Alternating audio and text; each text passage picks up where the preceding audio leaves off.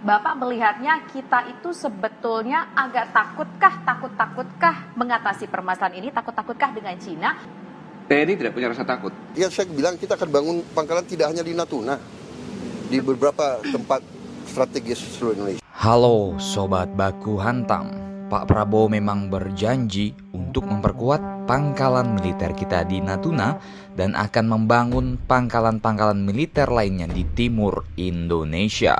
Wah, ada apa ini? Namun tahukah kalian jika China memiliki pangkalan militer canggih dan mengerikan yang ada di dekat Natuna? Nah loh, mengapa China daratan yang berjarak ribuan mil dari Natuna bisa memanjiri zona ekonomi eksklusif Indonesia dengan kapal Coast Guard dan kapal-kapal nelayan? Itu pertanyaannya.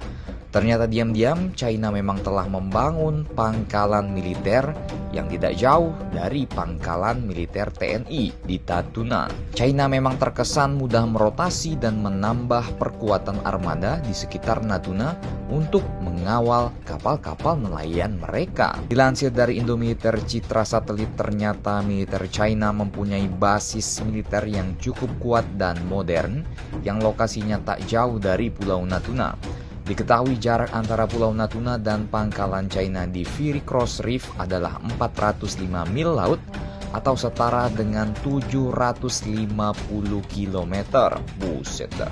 Berlokasi ribuan mil laut dari dataran Cina, maka sudah bisa ditebak keberadaan militer China di Fiery Cross Reef di ASEAN menjadi perdebatan keras.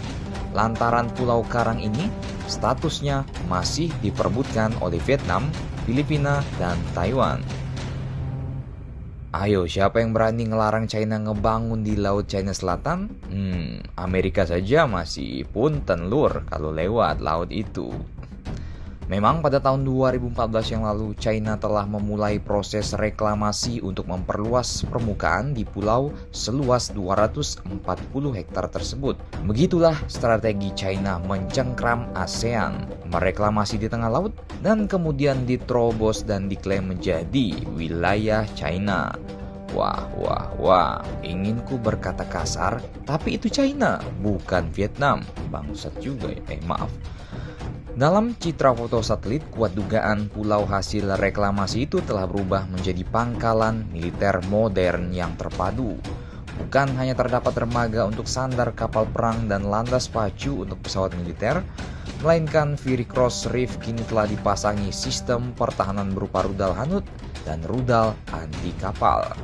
Jangan ditanya, pastinya rudal-rudal China memang mampu menjangkau seluruh ASEAN. Bahkan jika ada pesawat pengebom China, sudah pasti bisa menjangkau Australia. Laporan intelijen menyebut militer China telah melakukan penyebaran sistem rudal anti kapal dan rudal penghalau pangkalan militer mereka di Kepulauan Spratly. Hati-hati Vietnam, Malaysia, atau Filipina.